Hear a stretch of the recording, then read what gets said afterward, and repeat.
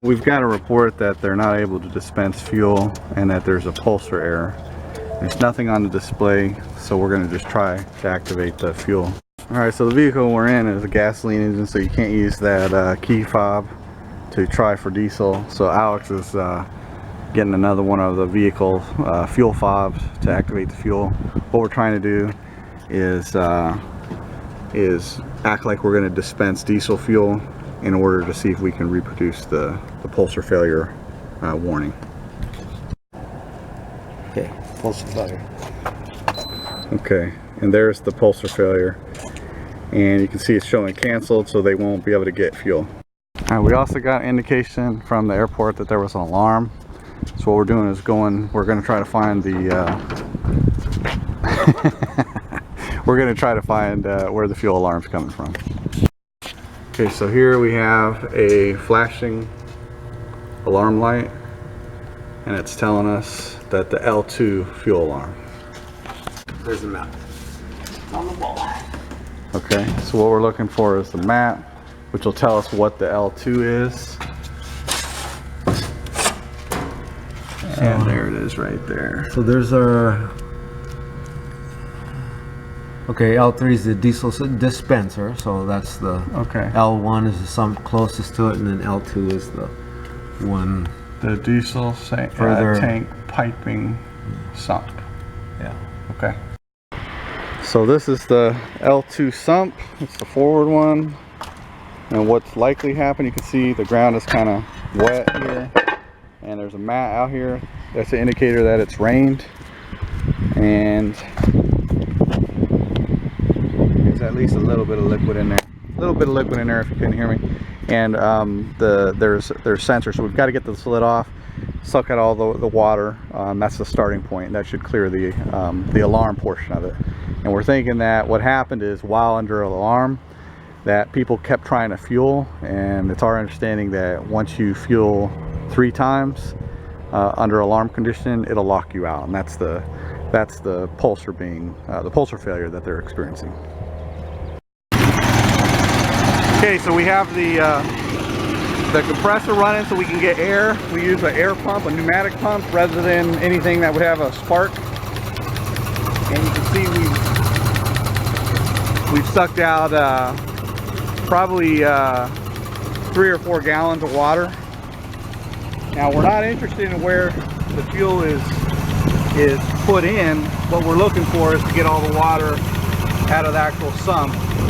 And inside the sump there's a sensor that is hanging, and it's barely off the floor of the sump, and any water at all, and that's what's setting off your alarm. So that's what we're trying to do.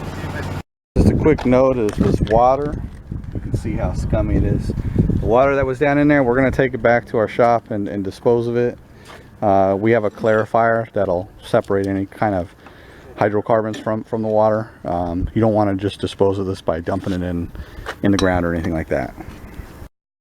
Now by sucking out that water, we're going to go check out the alarm and see if it reset itself. It should have reset itself once the water was removed. And you can see the alarm is no longer flashing. All functions normal, that's what you want. Yep. And then you want to print out on all functions normal. Put it in our book. And put it in your book. So. And that's showing that you responded to the alarm condition. Yep. And it date and time stamps it. That on with my staff on my next meeting. Okay. Good. Okay, so this is the cap. Just got a couple of bolts that when you tighten them down, it basically expands, prevents that from being over.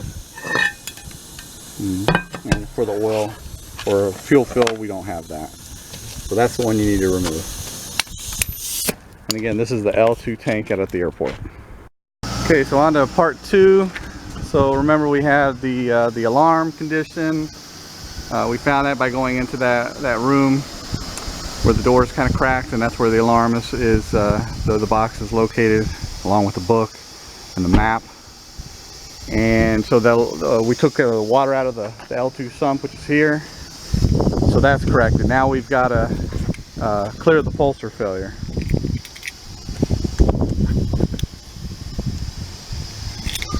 Okay, so we gotta have the keys for one. Do they have the keys for this? Yes, they do.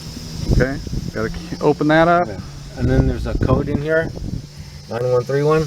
Okay. That's the kind of like an administrator's code that you need to reset it. It won't reset without that. So we're gonna scroll the special button until it says, I don't remember what it says, but anyways, we're gonna scroll through it. Help desk, hose watch, RF watch, hose reset. So we're gonna do that, and then we'll hit enter. And then it's asking for that pin number. That was the one on the inside, 9131. Enter. And then it wants to know what pump number you want to do. So we're doing pump 7. No, it's okay. We'll do both. So hose reset. Okay. Then we're going to hit enter. Pin code again, 9131. Enter. Then pump number, we're going to do 8. Enter. Okay, and then so we're reset. So we'll hit cancel, or you can wait for it to time out, which it'll do here momentarily, or if you're in a hurry, you will hit cancel and then it will reset and then go back to So if you wait, will it give you an indication up here? It'll say cancel, transition cancel, because it's basically it's been waiting too long in this mode. Okay. So once it sees it that it's been waiting for 45 seconds, a minute, it will see, there you go, it'll cancel and then start over. So then it will bring you back to the home screen so you can start over again to so in this case, this is where we would try to activate fuel again, and we could you can use the diesel. So when he used pump 7 is for gasoline. That was just an error on our part. You would only need to do 8, which in this case is the diesel. That's if you have the pulsar failure that's associated with the diesel. We know that because it was the diesel sump that was fueled. Okay, so now he's got the bulk fuel key from a vehicle that takes the diesel. Okay, enter pump number, enter, and wave the key.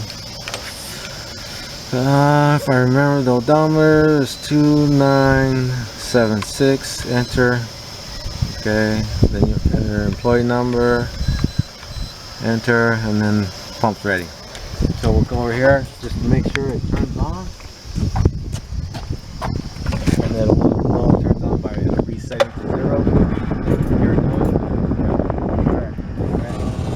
And the pump came on. So it's important to note that how many times, if they're in a fuel alarm, how many times can they get gas before it locks them out with a pulsar failure? Twice, 2 times. So on your 3rd try, it will give you an indicator saying pulsar failure. Okay, and then when you're in pulsar failure, you've got to do the reset like we just showed.